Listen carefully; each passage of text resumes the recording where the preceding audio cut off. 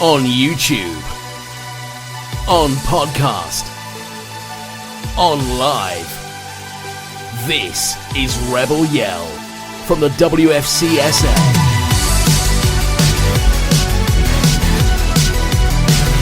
This is the Rebel Yell podcast, supported by MK Window Cleaning and Price Jones Electrical.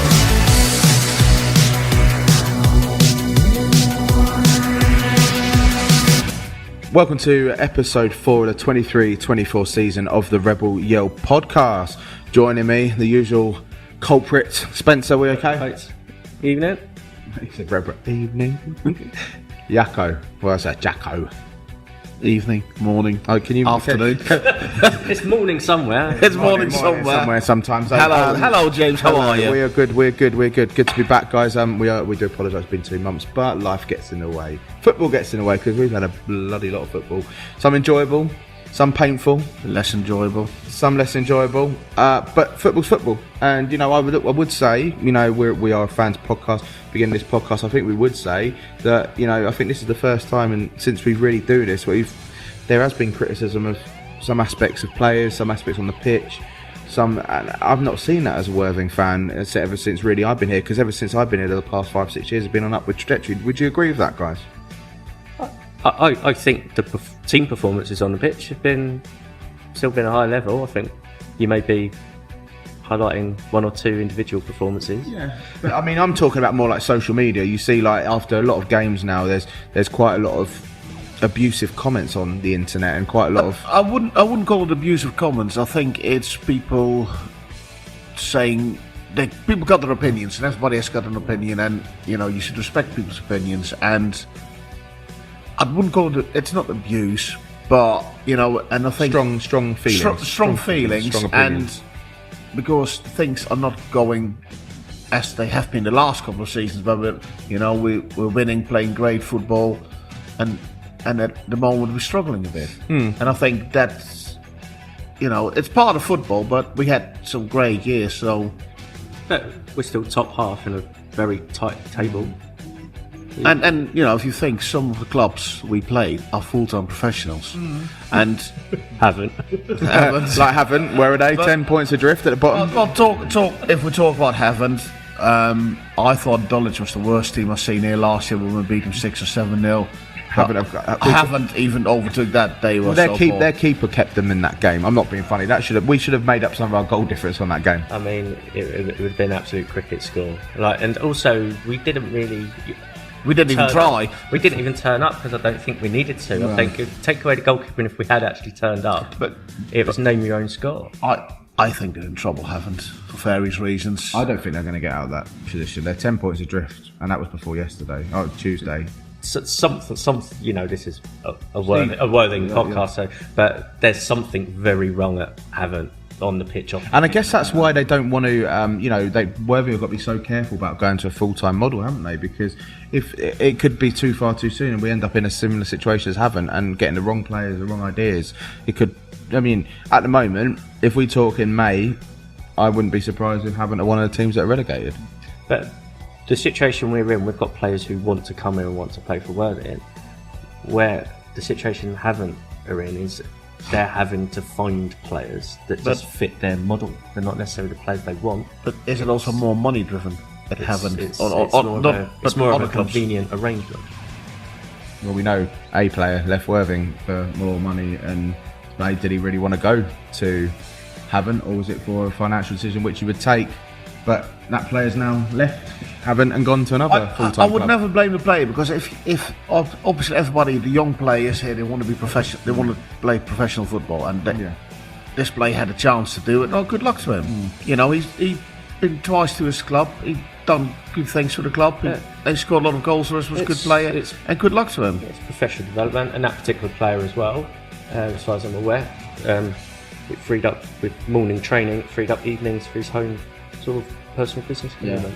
Well, let's just summarise the past couple of months with the men's team. We've had, I put in here, I've got notes in front of me. We've had a few big losses, a couple of big losses in particular away from home. We've qualified for the first round of the FA Cup proper for the first time in 23 years, which was such a memorable away day and one that I always remember.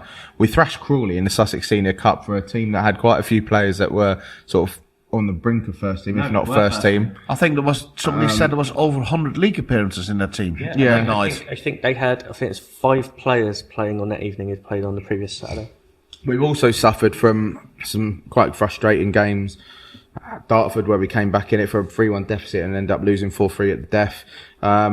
We tight against Yeovil when they won in the last couple of minutes of it, injury time. So we could summarise the last couple of months, chaps. Roller coaster, I would say. It has been, and then, you say Yeovil, and everybody keeps saying Yeovil are the best team in the league. And actually, when they were here, when we played them, they were a good team, don't get me wrong. But were we a lesser team than them? No, we lost because of the red card, that game. Was it Felix got sent off that game? And then there was a lucky goal in the end. Yeah. So, yeah, but it has been a roller coaster. It has been. But as I say, it's quite a tight table, which shows teams are beating each other. There's no Ebbsfleet in the league this year, in my opinion. Who's gonna? Do you not think that's the Yeovil? I wouldn't put Yeovil on the level of Ebbsfleet. But it's strange results all around. I think we got beaten by Hampton 4-0.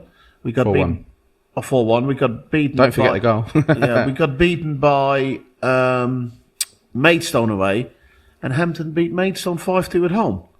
It shows you anybody can beat anybody in this league. Maidstone was a poor game. We just didn't turn up for that game, and I'm not sure why. Because with Hampton, we had a very good first half, and I thought we might. It wouldn't. I could not predict that was going to be the full-time score on that game. But we just capitulated in the second half, didn't we? It just kind of completely fell apart. Yeah, something. I don't know.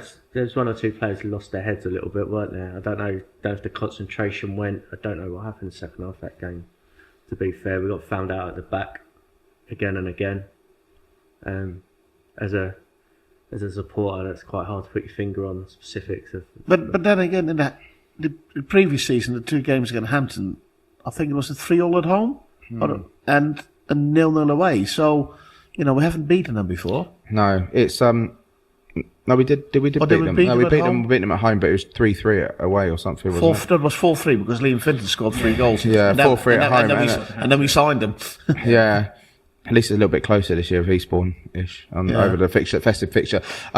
But then, we can look back and we can think about, we went into the FA Cup game thinking, is this going to be a long old journey? Because, we went down to Bath after that, Hampton, and bounced back 2-0 in horrible, horrible conditions. Probably some of the worst, watching conditions I've experienced for a while. And fair play to the, I'd say 20 or so rebels that stood on the terrace and got absolutely drenched. And while we were the sensible ones and stood under the stand, weren't we, Spence?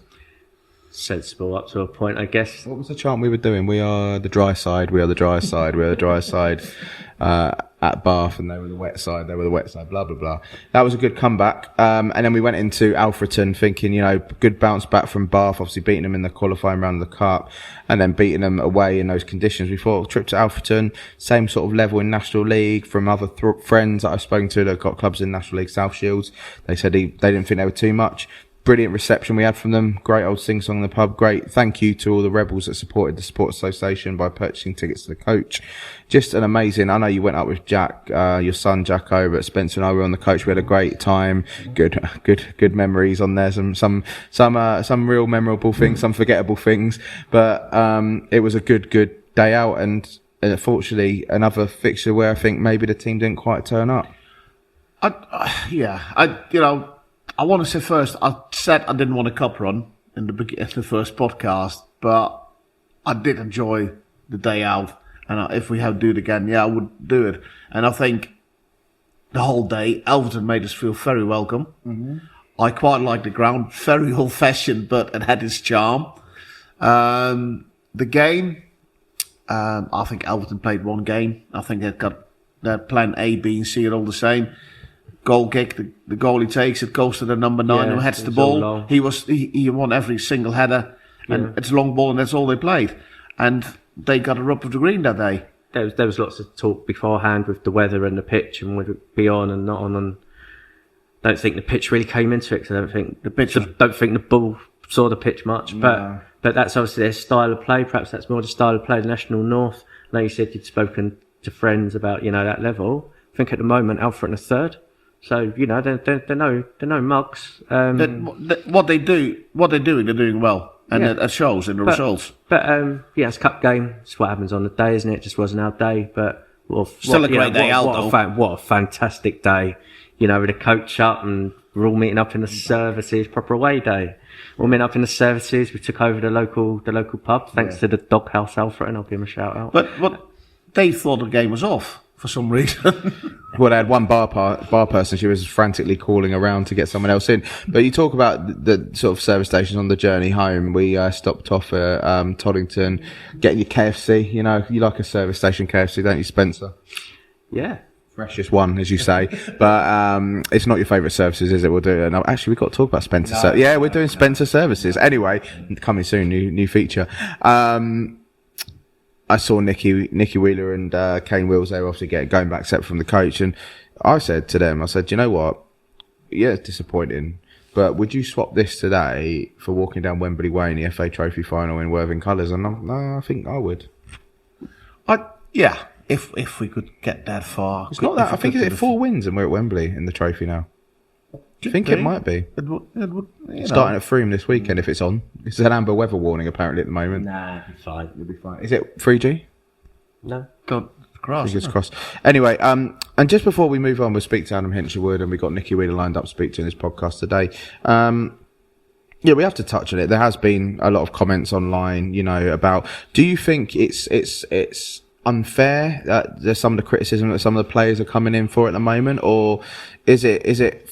I mean, I always believe that personally, I believe as a paying fan, someone that goes to watch games, you're allowed to criticise to a certain level, but some of it becomes pure abuse. Where do your lines stand with that? But the abuse, I would never abuse the player.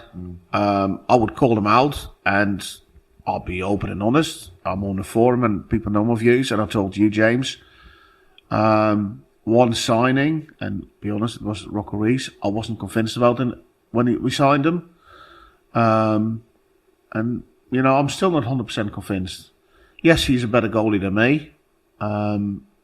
But he plays for Worthing. I will support him, but do I think you've got exactly, you're a word supporter. You support the team thick and thin, like we've already said. We've had some really, really good times. There's always going to be the bad times come along, but you still support the team the same. As far as criticism, these guys will know me. I'm not biggest fan of social media and the like, and it's very easy to hide behind a keyboard, hide behind a name on a, you'd say things on there you'd never say to somebody's face. I disagree with that, and I on Facebook I use my own name. I don't hide, and what I said online I would say to the player's face as well. Yeah, but I think what Spencer's going at is that you might do that, and I know you will do that, but a lot of people don't do that, and there are a lot of keyboards. Doesn't matter if it's Worthing, doesn't matter if it's Charlton, Southampton, West Ham. There's a lot of people that are very quick to get, because it's that sort of way of doing it now. Gone are the days you'd sit down the pub, what we often do. We sit down the pub after the game, chew the fat over the game. But as we said, over the past few years, there hasn't really been much bad. Wasn't there a recent incident in our league with one club with the fans, and they gave the goalie so much abuse during the game? Farnborough and Weymouth? Weymouth, yeah. And, that's, I'm all for a laugh and a joke, but the things they allegedly said, that's taking it too far. But at the end of the day as well, they're part-time players, and most of them, they're young lads. They're really, really young lads. Does that... Right, this is a question, Spencer. Like, okay, you've commented Rocco, and there's no point in hiding behind it. That's a player that has come into a lot of criticism over recent weeks, especially on the internet and in the ground as well. Do you think a more experienced, like you look at a lot of other teams in the league and they've got an experienced goalkeeper that's been around, knows this level well. Do you think that's maybe what we're lacking? Okay, we had Harrison last year, it was brilliant, but he's going to go on to bigger and better things in his career. Do you think we need to have a more experienced goalkeeper, or someone that, obviously Aaron's not there, the big presence of Aaron to lead that defence? Are we missing an experienced player either between the sticks that can control, that's had experience at this level?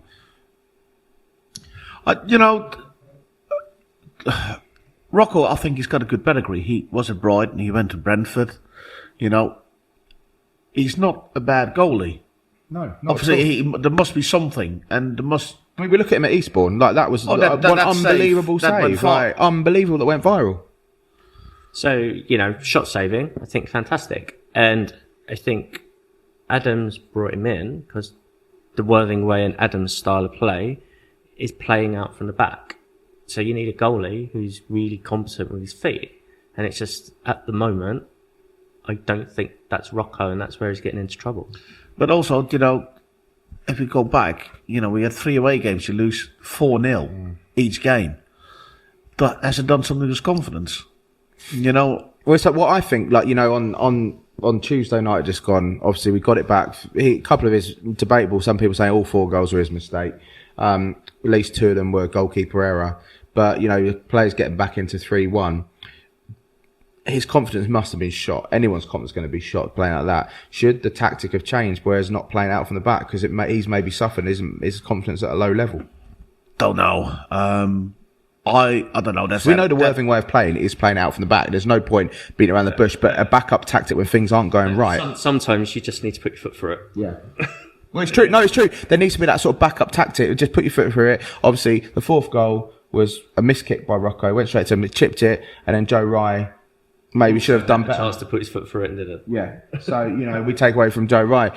I mean, one player that I have noticed over the last few weeks, in my opinion, has started to slightly get better. Maybe he's warming up to squad, is Greg Gleur, who's another player that's come in for maybe a bit of, online. But I thought on Tuesday night he'd massively improved. I thought Tuesday night was the best game he played for us so far. But as a forward, he's going to get judged by one thing, and that's goals. Yeah. And that is something he's lacking, and even he lacked it the last couple of seasons at Eastbourne.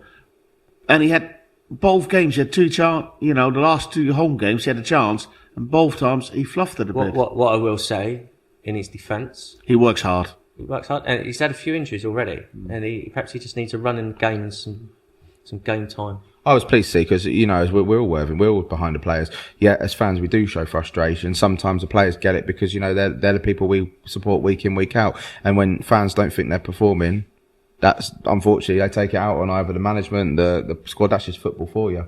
But it's, as I said, it's one of those things that we haven't really seen at Worthing since we've all been around involved. And I'm sure it will happen again in the future. But hopefully, Tuesday's loss against Dartford was a kick up the backside.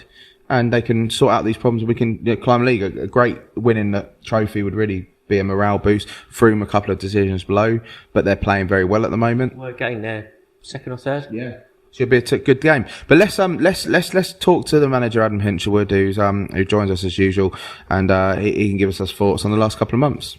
This is the Rebel Yell podcast. Adam, welcome back to Rebel Yell podcast for the 4th time this season. We've been saying as a chat, it's been the last couple of months, I would say it's fair to say it's been a roller coaster of emotions, results, everything. From your point of view, would you agree with that? Oh, 100%, yeah. It's definitely not been dull. At times, anything but. Yeah, I think the statement. I think,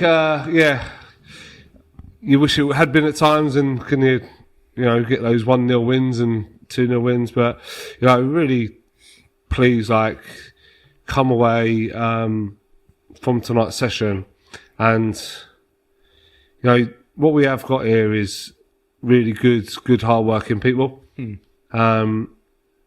They train so hard, they leave everything out on that training pitch, and ultimately no one hurts more than them after a defeat. They don't come away from it and just let it just pass them by. They think about it. They want to improve. They want to do well for themselves and the club. And I think all the time you've got that, and you've got good people in the building. It probably hurts even more when you do get some bad results, and there has been some bad results.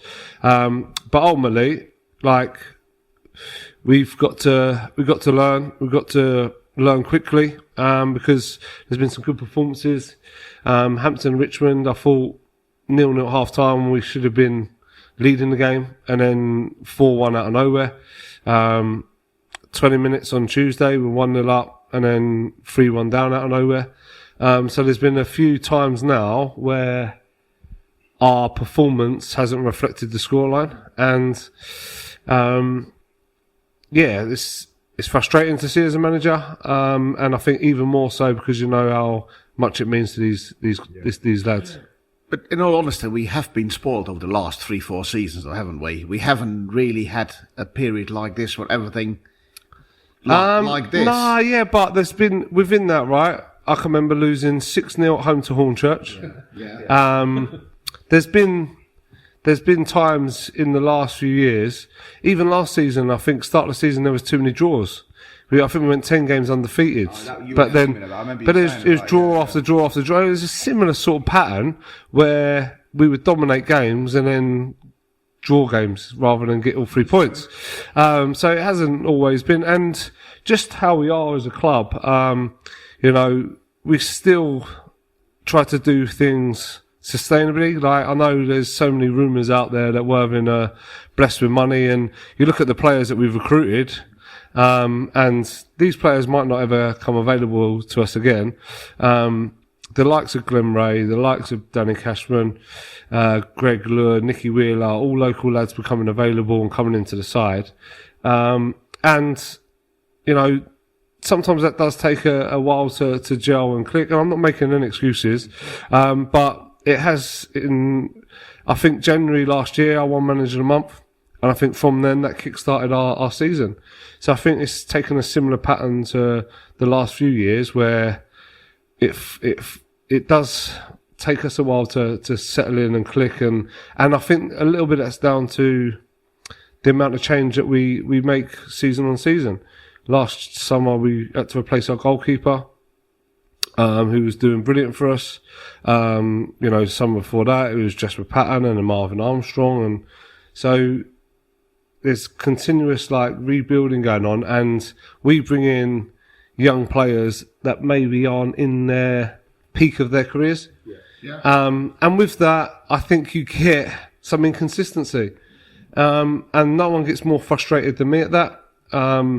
But it's just where we are as a club, how we do our recruitment, you know, and like I say, no one gets more frustrated, but I like to think that they grow into the level, they learn from their mistakes, they get better, and this is why it's taken a similar sort of pattern than previous years, I think. But there's plenty of courage to be taken. So, you know, you're saying about the atmosphere tonight of training. So, you know, the actual performance on Tuesday against Dartford, when we've already touched on this, it's a great performance. Yeah, it's just it didn't go our way. No, honestly, no one. I share you guys your frustrations. Honestly, I do, because like the expectation and everything at the club for the last few years, everyone's become accustomed to winning games of football. We do it in a certain way, and it doesn't always go our way. But like I say, this is how we learn and we regroup and we get better. And I think all the time that you've got lads showing what they've shown us there tonight, there's a togetherness, there's a hunger, and you know they're going to do all they can to turn results round. And I know they're capable of putting a run of games together where they do win a lot of games on the bounce. And you know, with how they've been performing, I'm hoping it's not too far away. Well, obviously, no point. Sort of, we might as well talk about the elephant in the room. Of Rocco's performance has been criticised online. I'm sure he's hurt him. He's still out there now training. It's great to see. You know, you see him having shots in goal.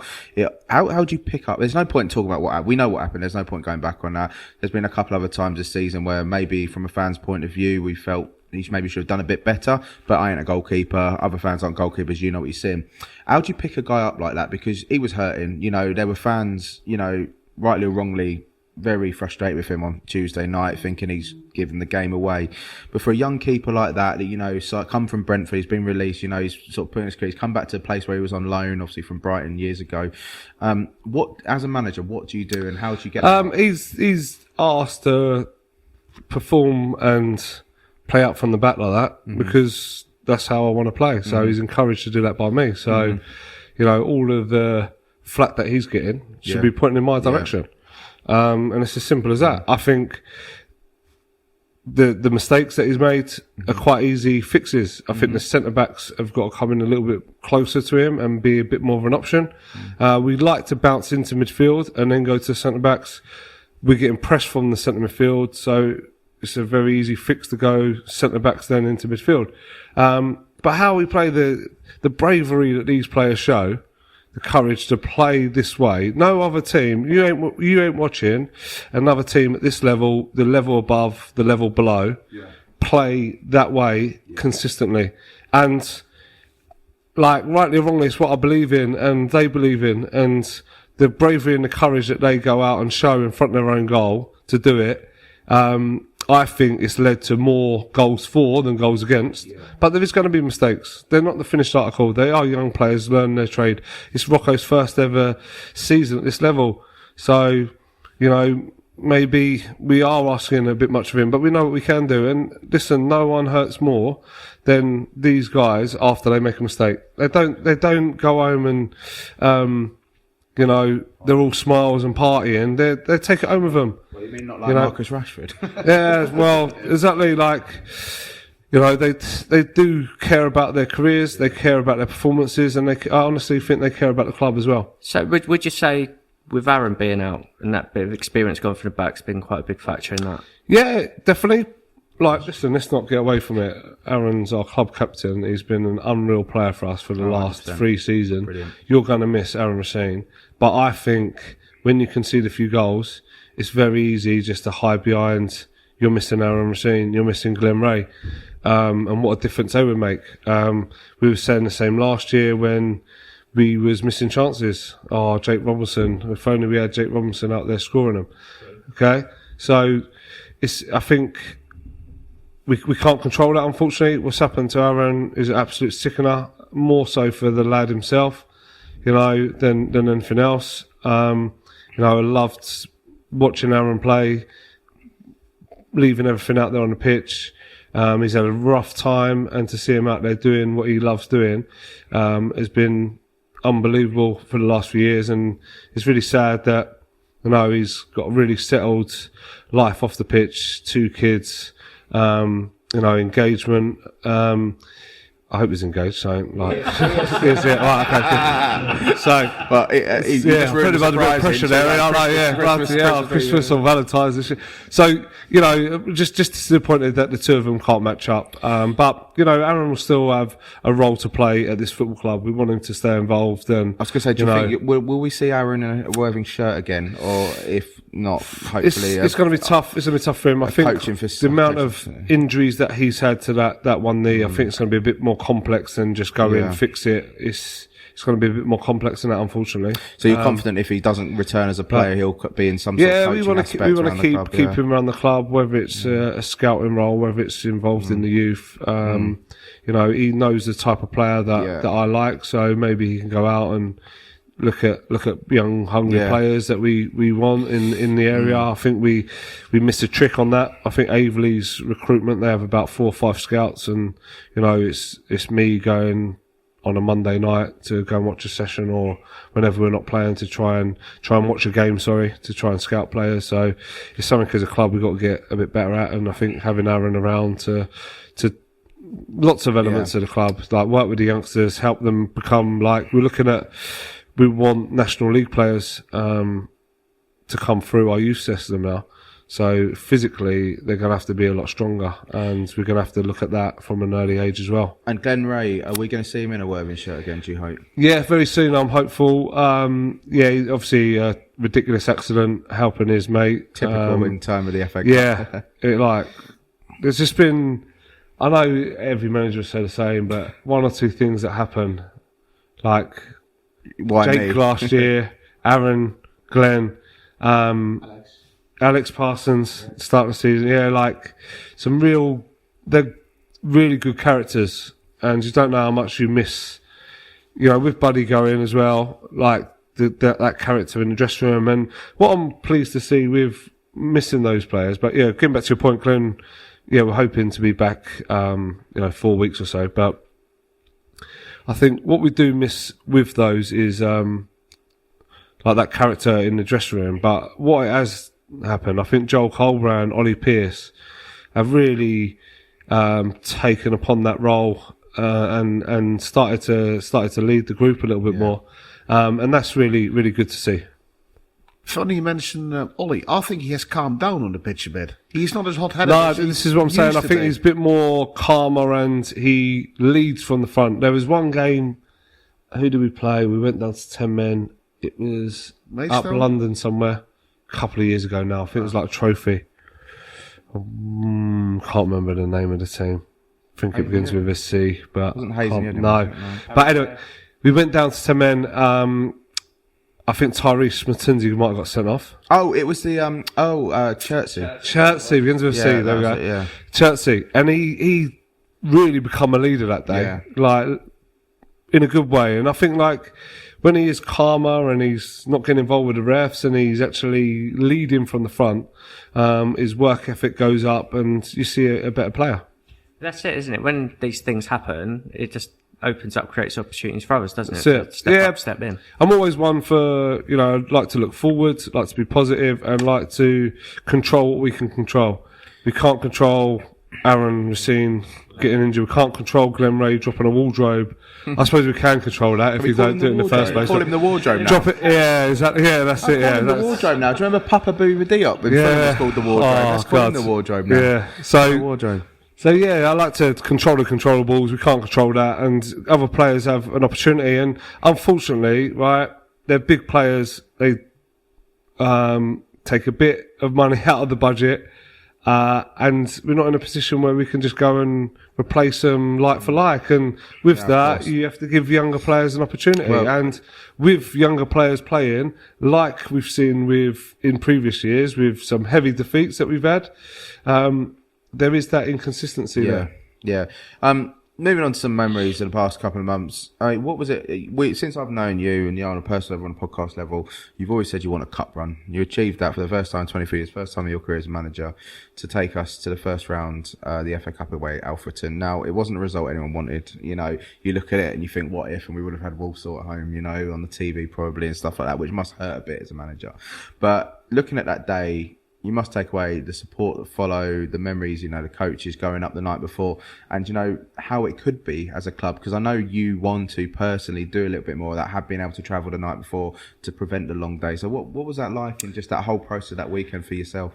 No, it was, it took me back to sort of like when you're a pro and you travel up on a Friday the night before the game, and the professionalism, the sort of the whole club show really, in terms of the amount of fans we took, the whole setup, the dealing with a tyre blowout, which was it was ridiculous. That wasn't even the green machine. No, and then picking up the fans on the way back, the green machine. But listen, nothing.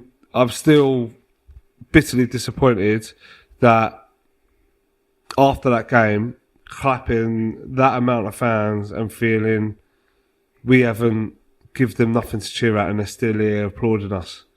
And I thought that showed just how loyal the fans are to give up their time and their money to come and support us in the pouring down rain. And we didn't have a shot on target. We didn't do nothing to warrant you guys' applause, and you were still there after. And I think, that does hurt, and I'll take that with me, and that's going to stride me on for years to come to try and do that again. I think you're being a bit harsh on yourself there, because we discussed that. We had a great day out. It was a fantastic experience. And I said at the beginning of the season, a cup run, I'm not that bothered.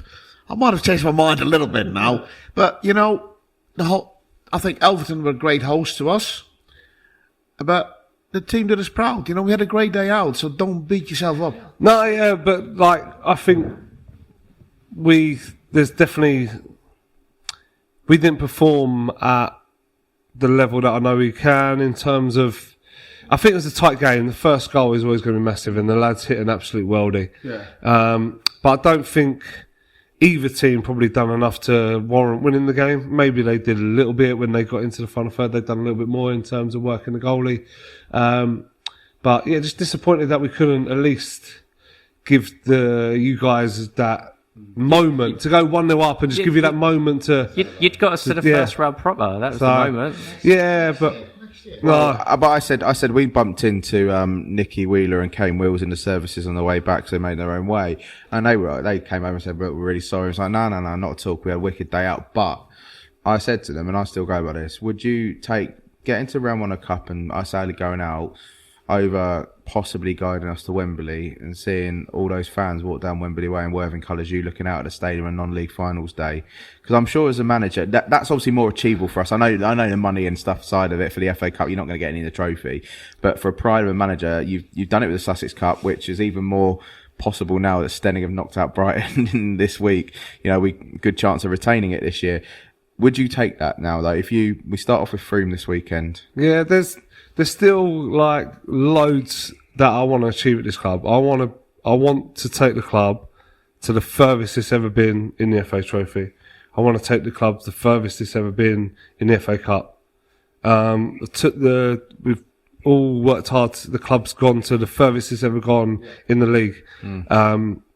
Want to go back to back in the Sussex Inter Cup. There's all these targets that I personally put on myself and I want to achieve.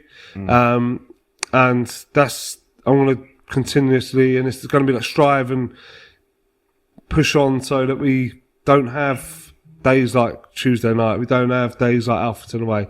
And like I'm learning all the time as well, and the players are learning. But that is the goal. I want to all of these things. I want to, tick them all off. Be the most successful, and why not? That's got to be the goal. I mean, obviously, we haven't even said congratulations on the new 3-year contract because we knew it was. We knew. I mean, I would have been so surprised if it wasn't coming. But I know we talked at the beginning of the season. Barry said obviously the offer's always going to be there for you, but take your time deciding. Are those the reasons why you're like, I'm signing this contract? You know, I know you've said to us before you want to be the manager, first manager, take the club to full-time model, which is the 5-year plan at the moment.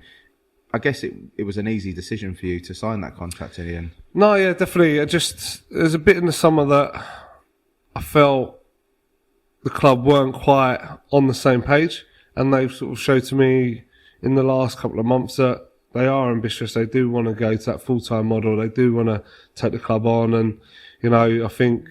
Thank God they have, because that's why I mean, we've been on Sports Association. We know sometimes how the club can be, and it worries me saying I wasn't some, but you're here now. So. No, yeah. So like good chats with everybody. Obviously a bit more investment gone into the club, which Ralph's come in and invested a little bit and helped out the club on that sort of side. I think which has been massive and really important. Hopefully you guys are now going to benefit a bit more with the infrastructure on a match day in terms of fan zone, but I'm sure that's all for the club to talk about. But it's all stuff that's exciting, and like I said to you, there's some goals that I set myself in terms of that are very easy. So how far has the club's ever got before in the FA Cup? Right, I want to go further. How far has the club got in the FA Trophy? Right, I want to go further. Where's the highest the club's ever finished in the league? Right, I want to take it further. But also want to be part of something like help building a better youth structure, and I don't want to be somewhere where it just stagnates, and I want to try and improve everything. Like I want more and more young players come through our youth setup and get into our first team. So like constantly me, Stu, Nath have meetings about that, and we're excited about some of the players we've got in our youth setup. But to take them now from grassroots to National League is one hell of a jump. One hell of a jump. So there's going to be less and less that we can't do it, but why not? I want to try and build an unbelievable youth setup that. I mean, I could see a bronze statue of Adam in Town Centre in the future. Yeah, it sounds. But that's no, just. But it's great to hear from us. Just like because, how sort of. No, it's wicked how my mind works. Yeah. I don't like want to stagnate myself. I want to improve myself, and I feel like.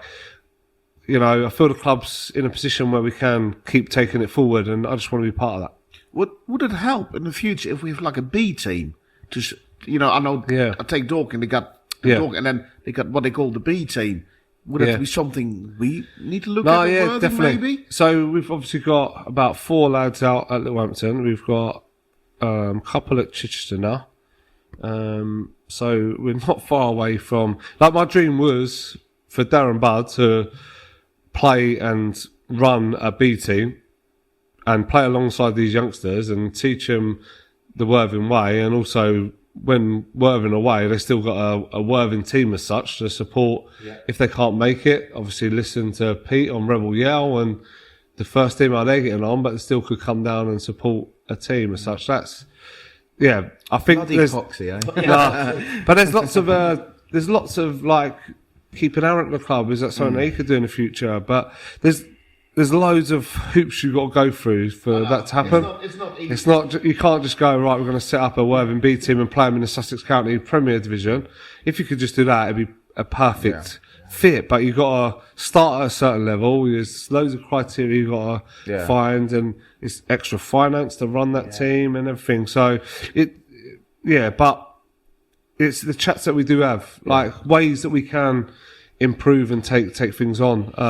And like I say, that's what I want to be part of. Well, Hinch, I know you've got to get across to collect your daughters from Littlehampton. They're going to class Can't right forget now. them again. He forgot them. Yeah, that's what I'm saying again like that. Last week, oh God, Brilliant, let me forget brilliant chat as per usual. So thank you. Good luck. We hopefully for a run, and no matter what you hear from the terraces, we're always behind. It's because we care and we're passionate. That's what it is, and I'm sure the team will bounce back. And let's go on a run in the trophy. No, listen, your support's been unbelievable this season. Like I say, always say in my programme notes, home and away, you're always there in your numbers, and you've got a right to voice your opinion. I've never got a problem with that. And all I want you to know is, no one gets more frustrated than myself and the players when we don't perform at the level that we know we can. We know that anyway. We know that. So, yeah. Adam, thank you. If we don't see you before Christmas, have a good Christmas. Take care, Andrew, guys. Cheers. This is the Rebel Yell podcast. Nicky Wheeler's Magic is one of the songs that's often sung on the terrace, and to be honest, since coming to Who was singing that? The Stalker? Sorry. Because I bumped into him in Waitrose. The Waitrose is 20 miles from your house. You don't even live in Hove. But as you mugs were saying, if you know Hove very well, I can give you the receipt from my wife's hair appointment with her hairdresser in Hove. If you know Hove, where can you park for free? Tesco. You have to buy something. And it's got a rubbish cafe. I went to go get a coffee. So I went up to Waitrose Cafe. What a snob. Oh, we're drinking Tesco's coffee, but Waitrose. What? I don't even know. It's a Costa in there, though, isn't it? It's not even Tesco's coffee. It's Costa. It's not the best. Waitrose, darling. But anyway, yes. And we were messaging about Nicky Wheeler, and literally as I was leaving, Nicky Wheeler's just standing at the entrance. Okay. Anyway, Jacko's been one of your favourite players since the summer joining, and I think he's been pretty good, and he's some really good crosses into the box. I think the players are starting to warm up to his crossing, know what he's about now. I think he's a brilliant player. I think he was one of my favourite signings this summer. Obviously, I've been following him for a few years. He's just a great player, and I think he shows his versatility as well. When one night he come in a home game and he plays in defence. So Spencer. Yeah, we all love an exciting player here, don't we? Someone who'll take players on, whip the ball in, create excitement, create opportunities, and that's Nicky. Well, Jacko wanted him on the podcast. Jacko got him on the podcast. Jacko and I sat down with Nicky earlier on. This is the Rebel Yell podcast. Nicky Wheeler, welcome to the Rebel Yell podcast. Thank you for finally coming on. Jacko, you really, really wanted this gentleman on, didn't you, from as soon as we signed him? Oh yeah, I've been, like I said to you before, I've been following him for years. I think you're a wonderful player, great to watch, and I think your efficiency is very high when you get the ball. And when we announced we signed you, I was over the moon. Oh, thanks. I was really happy. We agreed. We watched a bunch of amateurs, which I'm sure you're quite glad to have a relief from no cameras in the changing room and stuff. What was that like, being constantly filmed? I mean, I know it wasn't every single week, but what was it like? Did you just get used to it? It was kind of just in sort of the back of the room. Yeah. He's a nice guy. It's a good bunch setup. He's a good guy. Yeah. The guy who does it, Rich, he's a quality guy. I think certain things that do happen, he actually, if he knows they're a little bit controversial, he'll ask your opinion before he posts it. So he's good to the players, to be fair. Otherwise, Mark would just put anything out there. We've seen what Mark's like on the internet recently. I think he's been having a tough one over there this season. So you joined. Were you your first summer signing? I can't remember. Was it the first one? I think it was the second. Second, yeah. How did that come about? When did that come about, sort of thing? To be honest, it's one of them. I've been keeping in touch with Hinch for a while, and I know Hinch got a few friends at Worthing and stuff. And it was always a case I knew if I did was to leave Dorking, I was only ever going to come local and sort of and go with Hinch really. Yeah. So, but as I said, Dorking went mornings and it just didn't suit me and my. What I was doing work at the time, so it just didn't suit me, and straight away messaged Hinch, and it happened. But and I guess you had, with Kano joining last season, you had sort of an idea of what the club was like anyway from the players' point of view. Yeah, exactly that. Yeah, so I had an idea of the club, and obviously, I think we did play against Worthing once, and I know how they play, which was one of the main reasons for coming as well. Good football, and it's it worked out well. Wasn't that when he nicked Callum Keeley for or something like that from us? When he was on loan. We got Keeley and they got Rodari. Yeah, Rodari. Yeah, that's when he played in the trophy, I think it was. But so you joined in the summer. How have you found it so far? It's been a bit. We talk about it on this podcast there, but it's been a mixed season so far. Some good results, some bad results. Must have been up and down of emotions for the players and the squad. How have you fitted in, and how have you found it so far? To be honest, I've really enjoyed it. I think the way what Hinch is doing with this, basic, real young team, when you look at it, it's a very young side, and what he's got out of the players and how the players play for him, I've been really impressed and really enjoyed my time so far. There has been a little bit ups and downs in results. I think losing Aaron's a big loss. I think he's really noticed that. But the players we've got here, as I say, a real young team, and I think the football we play. It's really enjoyable, and even at my age, I feel like I'm learning from Hinch. Definitely, I feel like there's definitely stuff he's adding to my game, and in all honesty, he's a coach I wish I played under when I was young. It's really good. But isn't the Dorking way and the Worthing way football quite similar? Because I know Mark always goes, go forward. And really, that's what Hinch wants, isn't it? Yeah, it is, to be honest. It's a case where they obviously both try to play football in terms of possession football, but the actual styles of play are totally different. It really is. Sort of Dorking don't like many backwards passes to the goalie. Hinch kind of, the way we play, the goalie becomes sort of a defender and plays out as well, which is, when it does come off and we do play well, it's so enjoyable to play. And like you've seen, when we do dominate teams and it all goes to plan, it must be enjoyable to watch as well, I hope. So it is. Yeah, it is. It's enjoyable. It's always enjoyable football. Yeah, very frustrating at times football, but it's always enjoyable football because we can see the passion in the players, and I think that's what's good. There's been a lot of changes over the last couple of years, which is what happens when you progress. And I think Hinch pretty much has got most of them right, the signings with the squad, and they've slotted in really well. And for yourself as well, we've seen it. Just some of the balls you make and those crosses in the box. I think we've missed that since sort of Jasper left. I would say, Jasper Pattenden, who used to play, who's gone to bigger and better things. But I think that's what we've lacked maybe last season as well. Yeah, no, you're right. I think it's like I said to you, mystical system. When you get a ball, either it's a cross or we get a corner out of it. Yeah. There's no results from the corners, unfortunately, but that's a different discussion we had with Hinch. But yeah. No, definitely. I think it's one of them. There's probably a lot more times I could be more greedy and try to get goals myself, because it's probably one of my negative things where I don't pull the trigger enough, really. Or, but that's me as a player. But isn't that the whole team? Yeah, I think exactly. at times, and I think I said on Tuesday night, at least there was shots on goal. Yeah, some of them weren't even near the goal. At least we tried. And if you don't try, you don't get it. Yeah, but hopefully other players will get used to how I play. And that's the thing. Because every club I've been at, most strikers I play with, they always just know as soon as I get it where I'm going to try and put it. So, hopefully we'll start getting a bit more weight and get a few more assists. Well, I noticed, looking to do a bit of research. You started your career at Charlton and the youth academy there. Yeah. That's one of my thoughts. That's my other team. So, but always an added. But then I saw you've been sort of had a journey through non-league after obviously released by Charlton. That must have been quite hard to take. Because I noticed you had a little bit of a career break after that.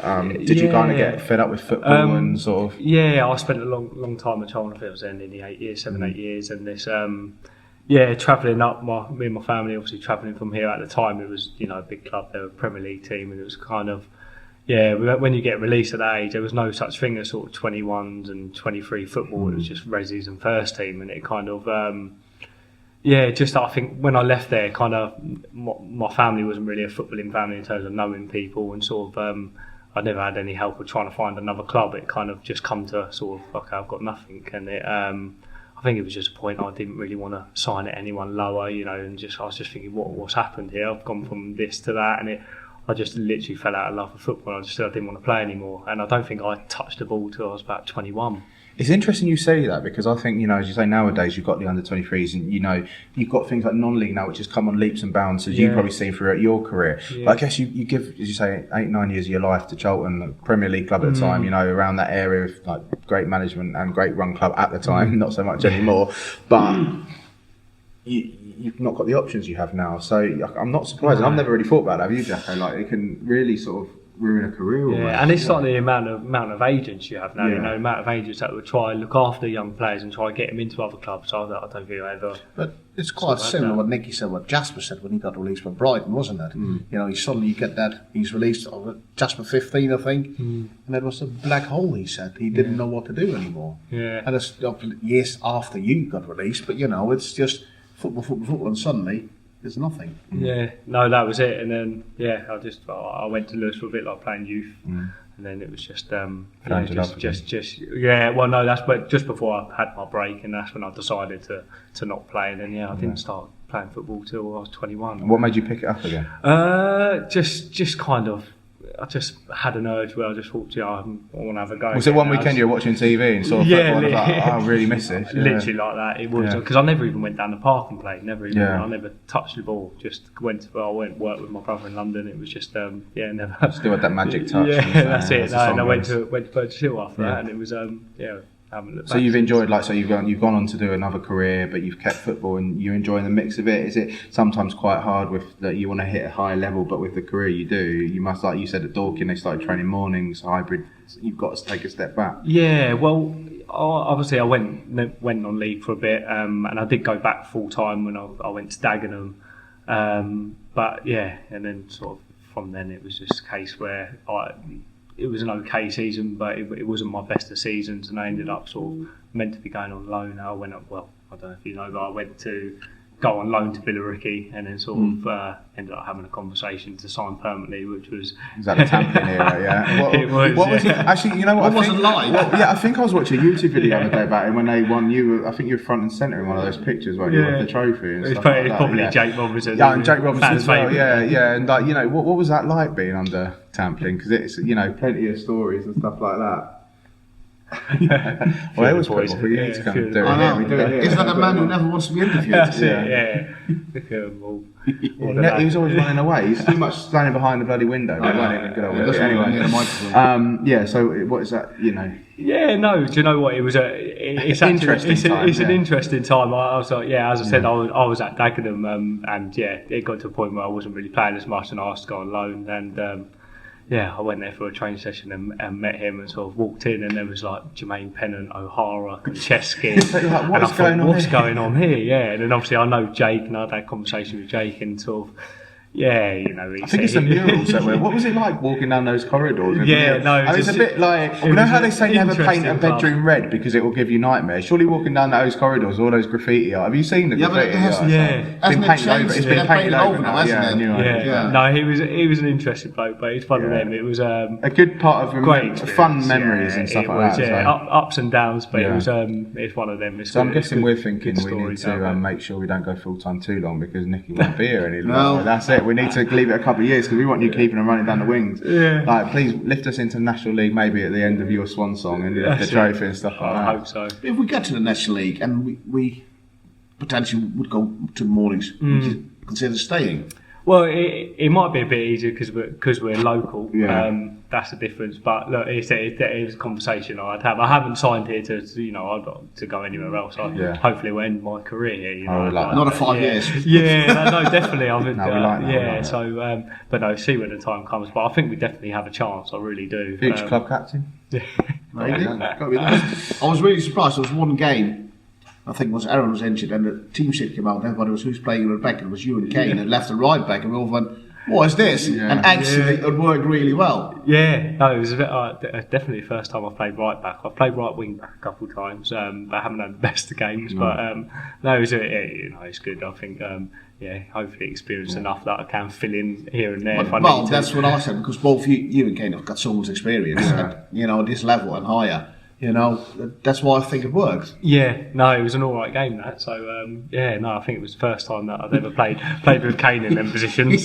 So just to put our fans' mind at ease, because we'll be out Friday before the Froome trip. You rolled your ankle on Tuesday night against Dartford.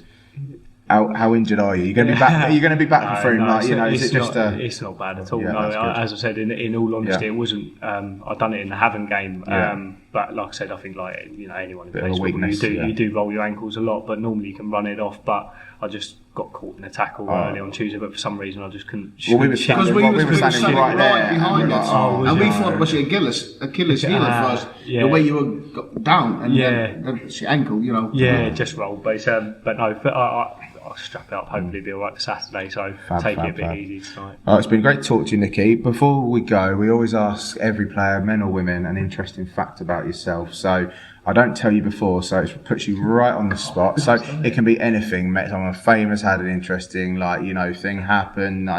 One of the women's players, Emma, she actually lost her kidney, wasn't it? She lost a kidney playing football. A tackle, she had to get a kidney removed. So have you got anything to top that? Because I think that's an interesting fact to beat with it. I'll probably say interesting fact is I've done Kate Middleton's hair once. That was a big fact. There you go. Right, what's that about? My brother's an actual hairdresser, so yeah. That fits in then with what Mark White said one night. Expensive player. Wasn't it about he gave one of the players a haircut? Oh yeah, joking, but I didn't actually do that haircut because it was so bad. He done it himself in lockdown. Right. There you go. Okay. Kate Middleton's had had a haircut by Nicky Wheeler. Nicky, thank you very much. Thanks. Appreciate that. Good luck for the rest of the season. Yeah. This is the Rebel Yell podcast. So the women have had a good couple of months, haven't they, boys? You guys go down there quite a lot more than I do. I went down to the FA Cup where saw very peculiar behaviour from the AFC Wimbledon bench. We will mention about that talking to John. How you felt was league, wasn't there? There was a league. Oh no, FA Cup. Sorry, FA Cup. They played the league the following week. Hoping to get. So, how have you guys thought the women's have been getting on the last couple of months? Oh, they've been absolutely fantastic. They've settled into the higher level of football like they've been playing there for years. There's such a unit. New signings that have come in have all performed. Great atmosphere as always. Jacko? I love going to Sundays with the women's game. I think they play some wonderful football, score goals. It's great to watch, and we need just more people to support them. It's just the enjoyment. It's just so good. I don't know what more we can do to get people to come along. No, just come for yourself and judge it. And if people might not be aware, but if you've got a season ticket, you got free entry. Kids are free anyway, and I think it's for adults £4. Yeah. No bar queues. No. No bar queues, indeed. That's always Spencer's first at the bar, propping it up on a Sunday morning. But I've had some good wins, beating good teams, big teams, QPR, Portsmouth in a friendly. Unfortunately out of the League Cup and the FA Cup, but they can concentrate on the league because, as we said to John at the beginning of the season, his goal is to be up there in and around the top. So, any league distraction, I think sometimes is good to get out of it. Yeah, I think it is. I would love to see the women in the cup run to get some more games, but no, I really hope this Sunday against Norwich is a real test for them. That'll be interesting. A big name. It's a big name, and I think if the women win, they go second. Yeah. For the first time in this league, I think it's great. Yeah, no, it's a big game. He says a big name, but it's just a big game because second, third, we can move up. Wimbledon at the moment maybe look like the class acting, but the first game against Wimbledon at home. Class act, not a class act. No, but they're at the top, maybe deservedly so. But I don't think we were worse than Wimbledon. I think we were better. We were just a bit unlucky that game, the game at home. So they showed they can play with the top as well. I could certainly play these teams, certainly. Yeah. Yeah, no, I definitely think. Well, let's sit down with John. John always loves joining us on the podcast, and we'll see what he thinks about this month. This is the Rebel Yell podcast. John, welcome back to the Rebel Yell podcast, episode 4 of the season. Last couple of months, pretty good couple of months for you. Some big wins. Yeah, we played well in some games. Obviously, took a hit in a couple of others, but I think the players are understanding the league really well now, and we've got some players who are accustomed to this level, so it's been good to see. It's nice to see some results against Queen's Park Rangers. Yeah.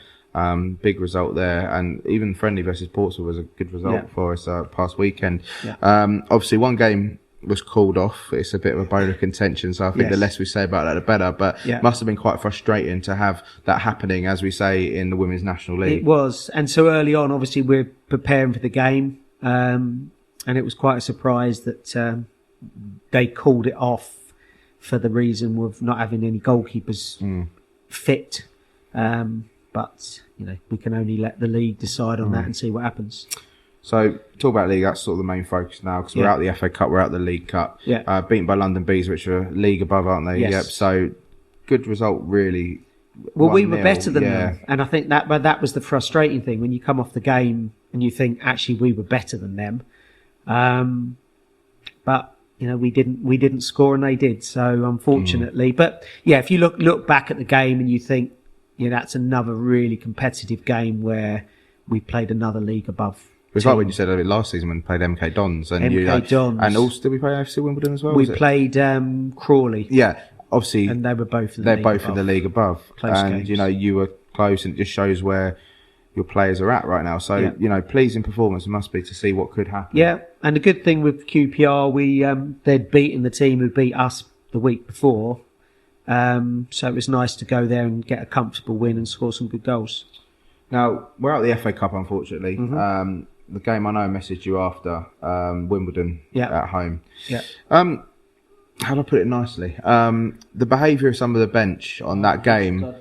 What was that about? That was that for their me. Bench. Yeah, their bench, about, not your bench. Not Yeah, ours, it's not ours. we're We show wonderful. utmost profession here at Worthing, but I did not understand that one bit. That came across as really unprofessional. And I know you said it was. You said to him, manager, what was that about? And he kind of just shrugged his shoulders. But that behaviour must be quite hard to see from an opposition team. But meant to be like from a professional football club. Yeah. What? Well, from my perspective, I think we got a bit of a responsibility to lead in the game. And yes, we all get frustrated, and I'm sure I've said a few things on the touchline I shouldn't have done, but it seemed to be sort of incessant, and it was very defamatory for some of the players on the side, which some of the things they were saying. So, fans and supporters they often, the chants and stuff you hear and the different things they say, people might have had a few beers in their bellies, they say it, but you'd like to think that the managers have a little bit of etiquette, I would say. But it wasn't only the managers, it was the whole bench. Every time a decision, or the referee blew the whistle,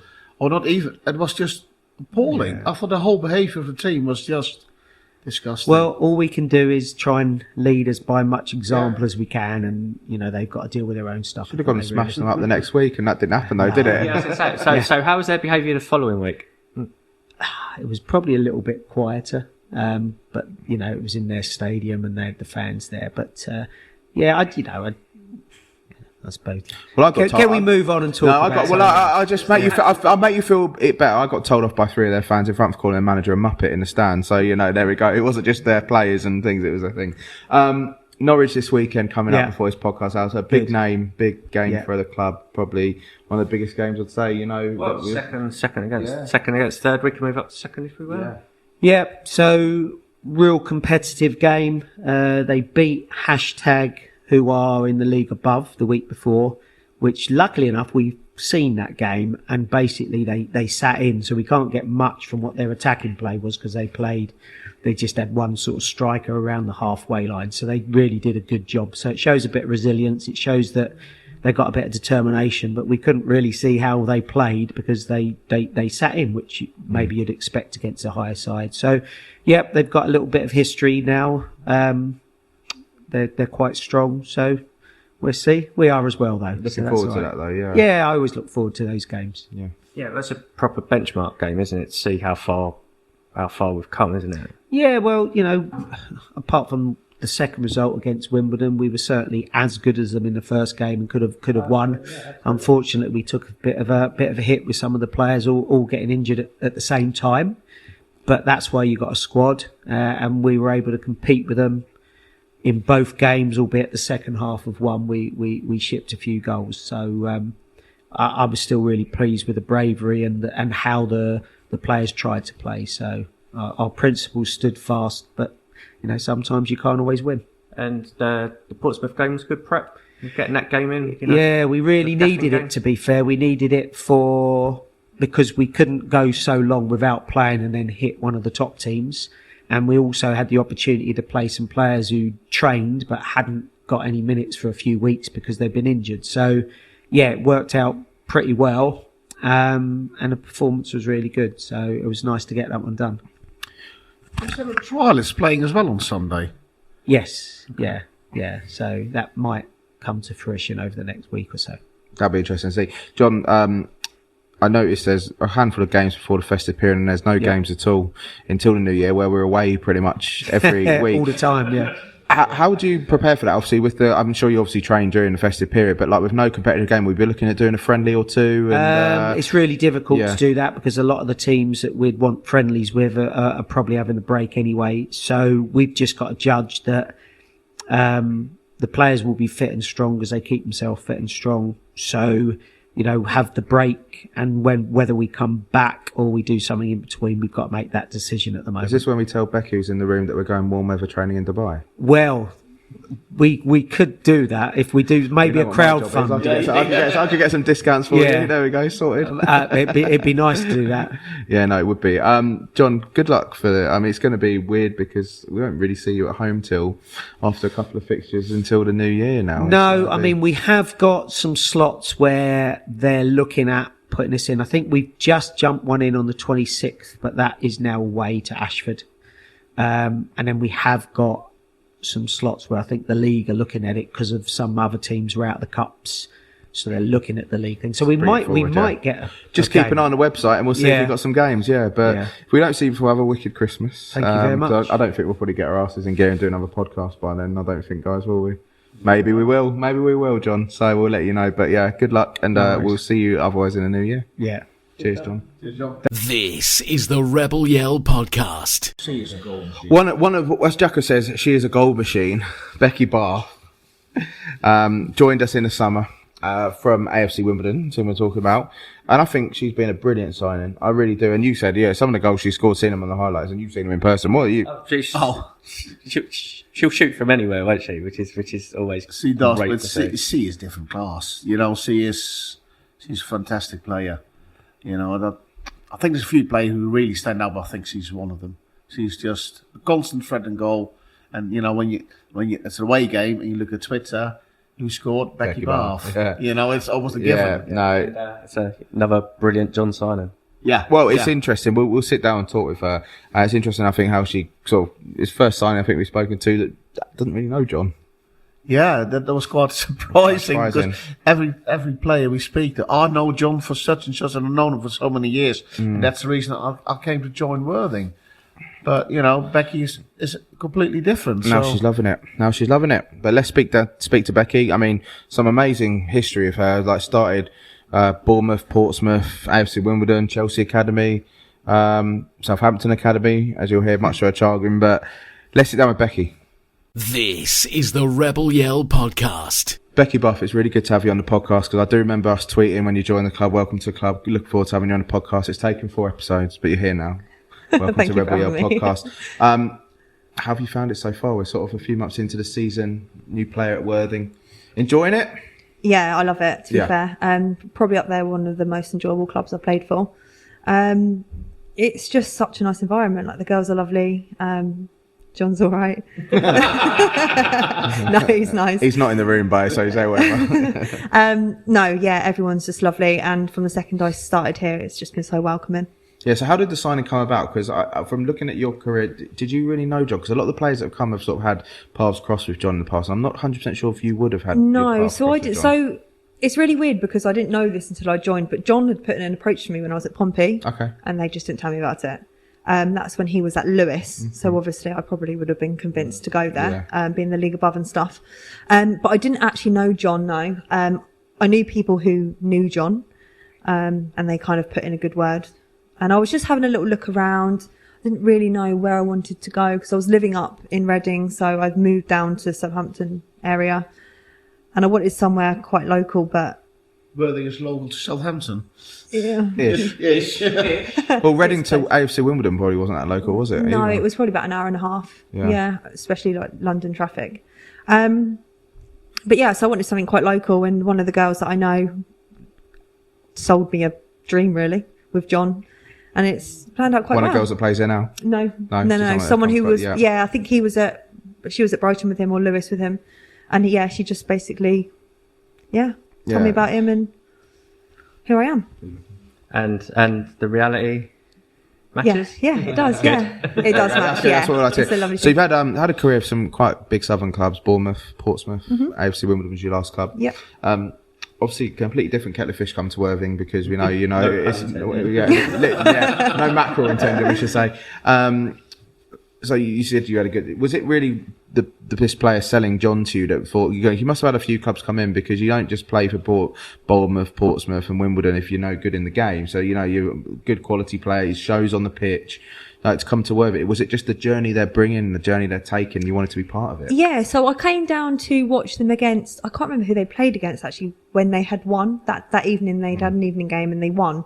Oh, was the that the league. league? When they won the league. Yeah, when they won the league. Yeah. Yeah. I came down to watch that one, and That was the worst game actually to gone to. If I'm really honest. well, they won the league. So They won the league, but I think to watch the game was the worst game to watch as a supporter. Because it was stressful. It was yeah, stressful. it was. Well, we yeah, made really hard work for it, because that was Acorns who had beaten Acorns, that's it. a 9-0 literally a few weeks before, and then really struggled.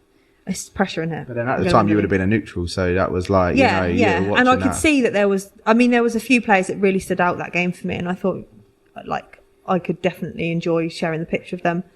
But it was just more the vibe. Like everyone seemed to be really like tight and close, and it shows from the pitch. So Everyone gets on the pitch and off the pitch. oh, don't they? absolutely, yeah, God, yeah, we've got a really good bunch of girls down here. So that kind of sold it for me. At that point, I was still looking at other clubs. I was still trialing around and having a little look.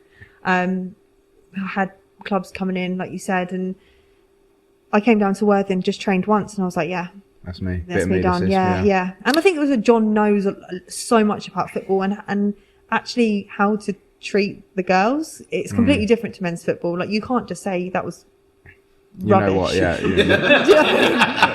Well done. Yeah, don't take us off the air just yet. Yeah, that was. It's hard to deal with women's emotions, as you probably know. So it's completely different, and I just could see how much he enjoyed being present with the girls and stuff. So let's talk about your career. So what got you into football? Have you always had a family that likes football? Yeah. Are you from the south? I'm from the south, yeah. So I grew up in a place called Fareham, which is in between Portsmouth and Southampton. So you're a red or a blue then? Oh, I'm a blue. Don't tell his son that. Oh God, He's Southampton. I wasn't your son in the Well, I went to see. shirt. Oh, yeah, no. I went to him. You got a bit of. Oh, Dirt. Yeah. It was. No, It was. It was my son. Sorry, Oh. I said to him, "You got a bit of dirt on your top." Yeah, he's used to it. You know, it's Prowsey, isn't it? Yeah. Pumpy lad playing for Southampton. Yeah. So Well, I mean, I was at Fratton Park on Saturday, and we never lose to Portsmouth Charlton. So What's that? Charlton 2, Portsmouth 2 on Saturday. What? Due to what? Charlton, yeah. Right, Not Portsmouth. okay. Oh, I've got a bit of dirt on the shirt here. Yeah. Portsmouth, there you No, go. I don't mind Charlton. All right. No, we can't. You can never beat us. But anyway, No, we're not I talking know. about Charlton. So you're from the south. So how did you get into football? Family, like So you yeah, know. my brothers. I've got two brothers, and my dad was a really good footballer actually. And it was just, On a professional level, or sort of like yeah. I mean, could have been professional. Went down another route, but he played for Pompey. He was like really, really well known around our area and stuff. And like even now, walking down the street, everyone knows who he is. So it's really, really So no, annoying. this is my actually. daughter. She's a footballer now. And there you go. But yeah, so I actually used to be a ballet dancer, believe it or not, and I was really good, really, really good So actually. a new nickname of Twinkle Toes on the pitch or something like that. That'd be good. Yeah. Yeah, and I think I must have started for like my school team, and that was it. Yeah? Yeah, and Got then the I bug? got the bug.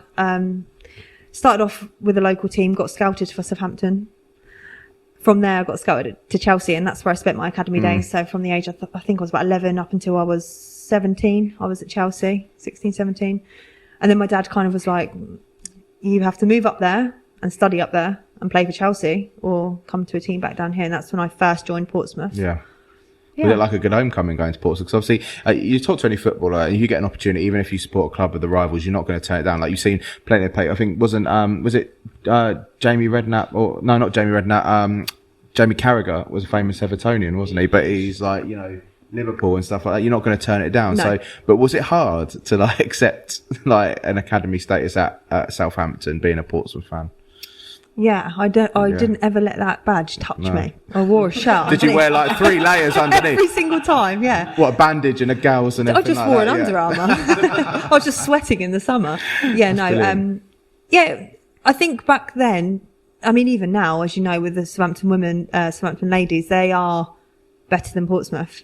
And I think that's because the men just back it more. And they did ever since I went there at their academy. Yeah. So, yeah, I had to swallow my pride a little bit, but I did it. And what was it like being at Chelsea in the academy? It must have been amazing to be for those It facilities was amazing and stuff, because back then when like Frank Lampard and John Terry and that, when you saw them, they used to walk past you in training, you were like starstruck. Yeah. And it was, you were treated really well. Like you got all your kit and drinks and everything. And back then that was a massive thing, getting like Gatorade and Lucozade and that before your sessions. It was really good. It was hard work, so obviously there's a lot of travel, 4 times a week it was. But really weird. My best friend actually, was there with me. So we travelled up, like her dad would do one day, my dad would do the next, and vice versa. Like that's just how it went, but it was good. Did you get much interaction with Emma Hayes? Obviously, she's now gone and become No, the she wasn't manager of there. USA. Was she No, not no. there at that time? No, she wasn't there at that time. No. So that's an amazing move for like. I think her she's as a well. great manager, Emma. Yeah. Oh, she is. She needs the next step though, doesn't she? You know, so fair play to her.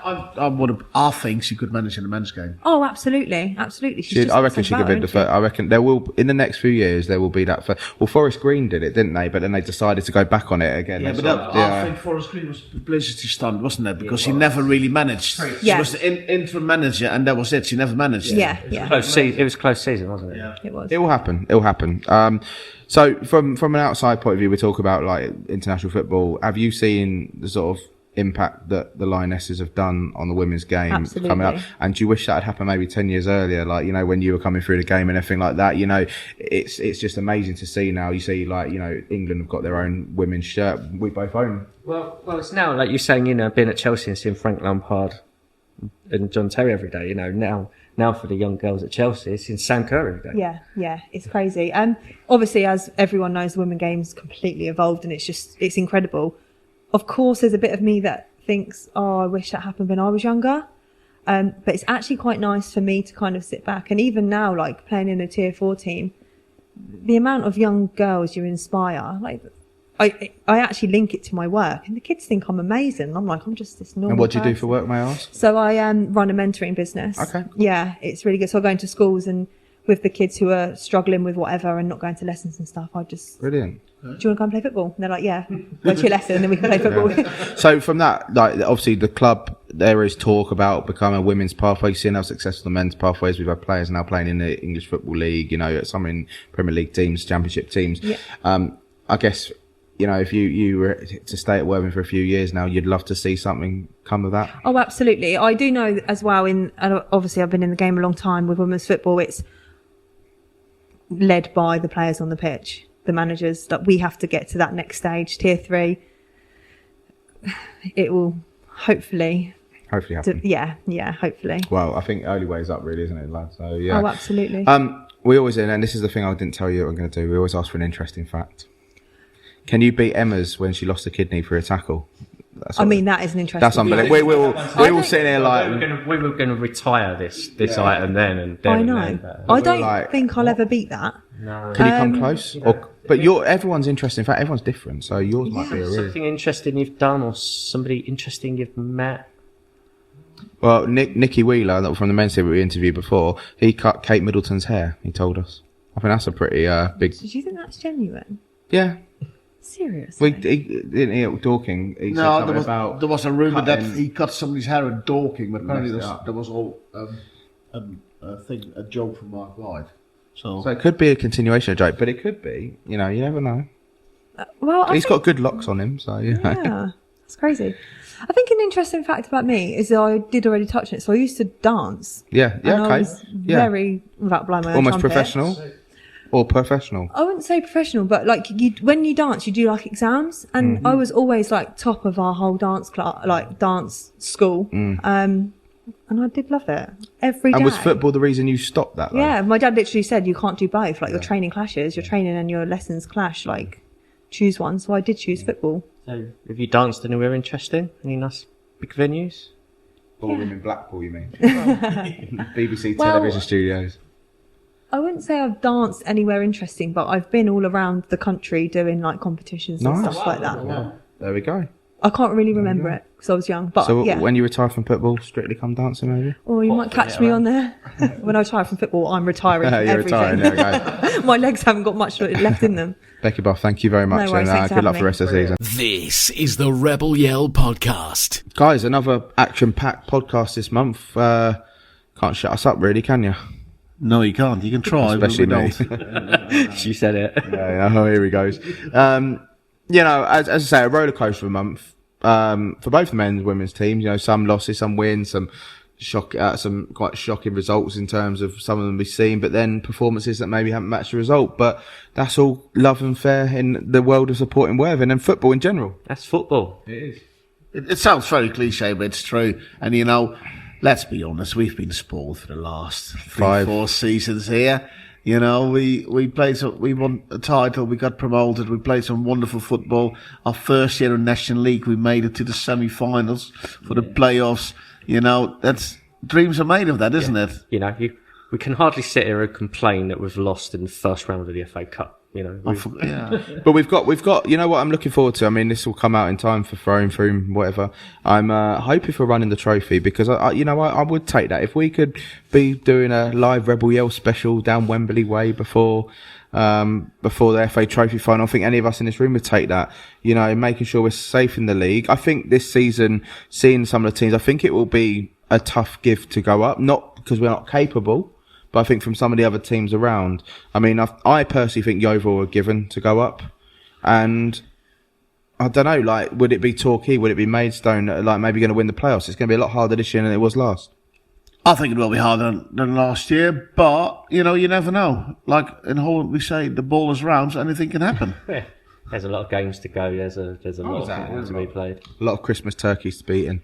Quite a lot of action coming this way very soon. If we don't come on air before Christmas, then we'll have a New Year and Christmas header over Eastbourne, isn't it? Yeah, Eastbourne. Sussex Derby, East versus West. Eastbourne, another club that gone full time this year, maybe haven't done as well as people expected them to, but it's a new sort of set for them, isn't it? It is, but they went all with artificial intelligence, didn't they? How to recruit. Oh yeah, they're doing something with AI, weren't they? And yeah. the manager, he's a good manager, but is he right for this level on his own? I'm not sure. No, But I could be wrong. anything you're looking forward to? Any games you're looking forward to in the next few? I'm looking forward to seeing the trophy. Like I'm looking forward to see how far we can go in the trophy because I think time in next come on air we could have had the next round if we get successful. Yeah, we would have had the next round. Yeah, no, really look forward to the Froome game. Somewhere different. You know, literally completely unexpected. Don't know what, you know, if it's a good cup day like it was for Alfred, then I'm all for it. Have you managed to find any local beverages? Beveragino, Spence. I'm sure you would have found some. Not yet, but I'm sure we will. But you know, one thing I am quite looking forward to say goodbye to West Country, some bloody long away days all in a row. I mean, it's been incessant, hasn't it? You know, if I ain't going up to Alfredton for, I was just going west, Bath, Taunton, Froome. And that's right, Western. Yeah, luckily, I mean, Spencer, I did say to you, didn't I? I did message you. Obviously, I was never coming anyway because of work reasons. I managed to get to a Charlton-Portsmouth game, but I did say to Spencer, I said, were you quite relieved that you didn't have to do another West Country way down? Your answer was? Yep. He didn't have to get his other co-op. I know he said the way down Spencer gets his co-op meal deal with his co-op card, knocking £1 off. But it does take its time. I mean, you're with your mates. It's just the travelling. That's what takes its toll, isn't it? It's a lot of time on buses and coaches every Saturday at the moment. Jack's alright. Jack's alright. He goes with his son. I mean, that's probably more excruciating than being on the coach, isn't it? Being with Jack sometimes, bless his little heart. No, we can't say that. Yeah, no, he's nodding his head right now. Jack, if you're listening to this, yeah, oh no, he's not. It's terrible. No, I know. Yeah, what an awful parent you are. I am. I'm terrible. No, I just know. Unfortunately, Froome I can't make. But you know, I think it is something that if we going up to the National League, it is something we have to get used to do the distance. It's going to be overnight. WFCSA Travel become a fully an ATOL protected travel agent, I think, won't it? With hotels. But to come back to your original question, games I'm looking forward to. I look forward to every game, but especially looking for the Christmas and the New Year's fixtures, because I think there's something about it, isn't it? It's just, I love it. Christmas football's brilliant. It's brilliant, and and I do like a Tuesday night under the lights. The results don't always go away, but there's nothing better for especially me. the last 2 Tuesdays. It's actually been raining all day, but it's been that really quite nice sort of. It's not too cold, but it's not rainy. It's not windy. It's just that nice bitterness to the air, isn't it? And I like that. Yeah, but the last, every home game, yes, obviously the last home game disappointed, but we still have a laugh, and I think that's with your mates, and I think that's what it's all about, isn't it, coming to football? Having a laugh, watch a bit of football, sing a few songs, and hopefully go home with 3 points. I think that was Alfred, wasn't it? It was like cracking day out with your mates with a bit of football getting in the way. Yeah, and I thought, like we said, it was a great day. That's why we don't take football too seriously. There's no point taking football too seriously. Enjoy it with your mates. You lose. Just enjoy your time with your mates. Enjoy the football, and enjoy watching Worthing. And I think that's what we can say to everyone. You'll go through bad patches. You'll go through rough patches, but we enjoy Worthing for what it is. We've made good friendships here. We formed podcasts. We do it because we love the game and we love Worthing FC, and we are going to have those blips. And I think we'll get through it. We'll see. We look at Tuesday night's match. I think if it hadn't been for that unlucky last minute sort of goal, I think we might have taken that game. I generally do, because we played very well, as you said, and some people say it's one of the best performances of the season. Let alone I think it was one of the best performances I've seen at home this year. I think maybe Torquay away was better, the first game of the season. But, obviously I want to win every game, like everybody wants.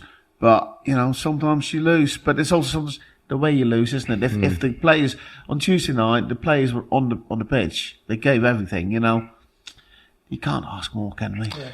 Works other ways. There'd be other ways where you don't play particularly well, and if you go and something, you've got to win out. So... Yeah. Well, anyway, we've had some good away days, and as I said, I'm glad some of them. But thank you for those that have supported WFCSA Travel, brought to you by Box Direct, because we have had a lot of seats being booked. We have got a few on sale at the moment, so do check out the website over the next couple of months. But please do support us, because honestly, and it's use it or lose it, because if we end up making a loss, guys, I think you can agree, and it's not there to be threatening, but we can't afford as a sports association to subsidise empty seats. We're putting this service on for you, so please support us by putting this service on. Yeah, I agree. And I think we've been a bit unlucky with quite a lot of away games on the trot. It's not evenly spread over the season, unfortunately. And I understand people. You can only spend your money once. Yeah, but it's a lot of away games on the trot, and they're high cost. High cost, but also long distance. So it's time as well for people. And with away games, you have a guy on the coach called Spencer who likes a good old service station. So Spencer, Toddington Services this month. How would you rate Toddington Services? What do you want, an out of 5? Well, I mean, let's do it on the Spencer scale out of 5. So let's do it first. Food facilities. Food option. Oh, I can't believe we're doing this. I literally can't believe we're doing this. But is this actually going to make the cut? Yeah. Right. So food services. Yeah, food was okay. What was your pick of the food? Well, on the way it was Greg's. Return was KFC. I would say it was cold though, wasn't it? The Greg's sausage was cold. It was the end of the breakfast service, without getting into too much detail. So the food offerings weren't great, which then therefore led to an enormous queue in Greg's, because that was the only decent option. Pretty rough services. Was put off immediately upon walking in by the youths with cans of beer on the way in, Jensen Price.